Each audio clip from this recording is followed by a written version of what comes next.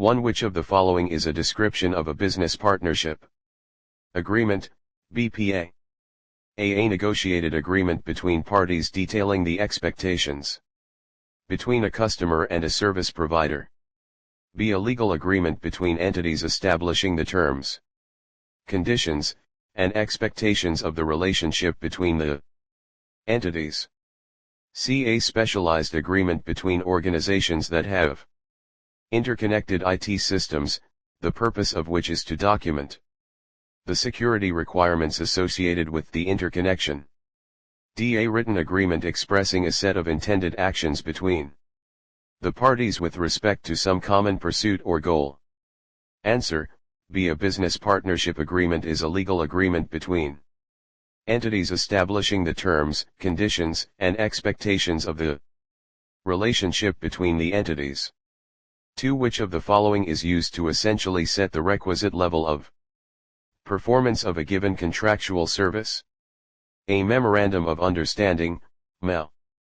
B. Non-disclosure agreement, NDA. C. Memorandum of Agreement, MOA. D. Service level agreement, SLA.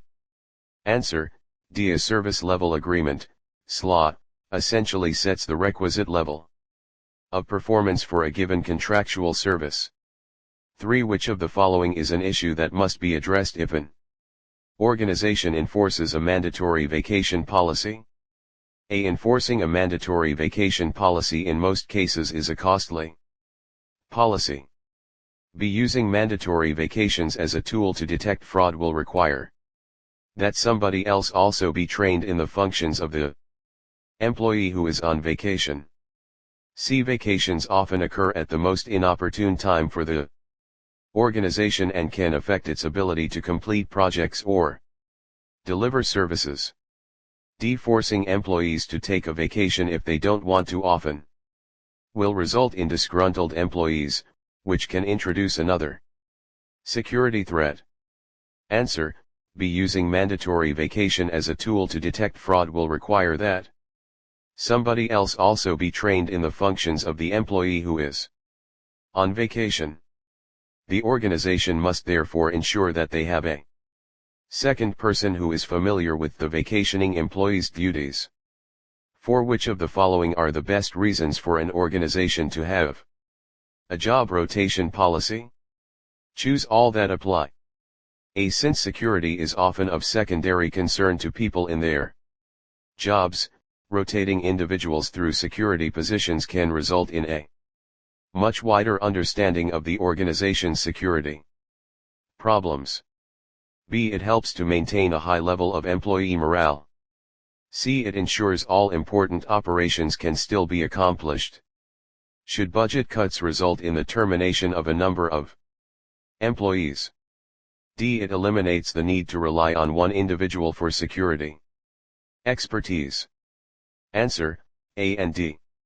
Since security is often of secondary concern to people in their jobs, rotating individuals through security positions can result in a much wider understanding of the organization's security problems.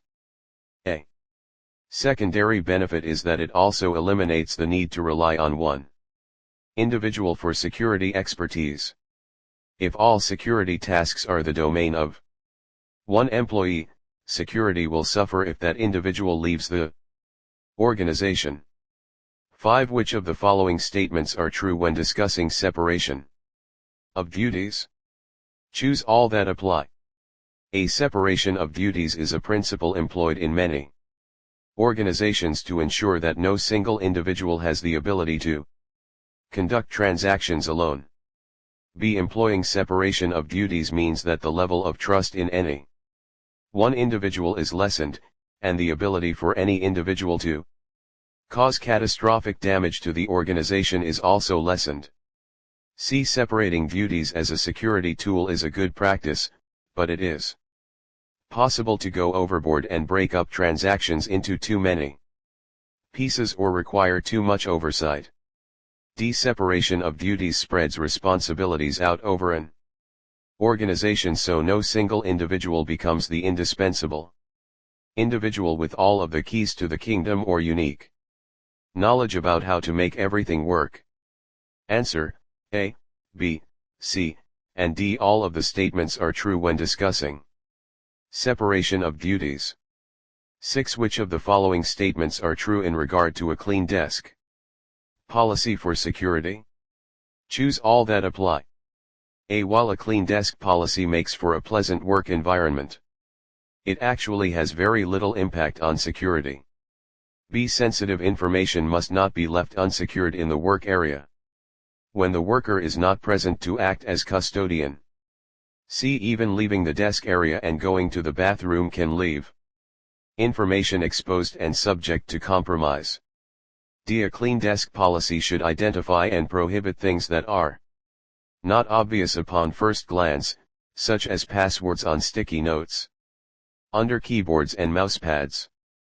Answer: B, C, and D. A clean desk policy can actually have a positive impact on security for the reasons listed. 7. Which of the following is the term for a document used to explain the boundaries of company secret material, information over which control should be exercised to prevent disclosure to unauthorized parties, and to obtain agreement to follow these limits? A. Non-disclosure agreement, NDA. B. Data access agreement, DAA. C. Data disclosure agreement, DDA. D. Data release agreement, DRA. Answer: A. Non-disclosure agreements, NDAs, are standard corporate documents used to explain the boundaries of company secret material, information over which control should be exercised to prevent disclosure to unauthorized parties.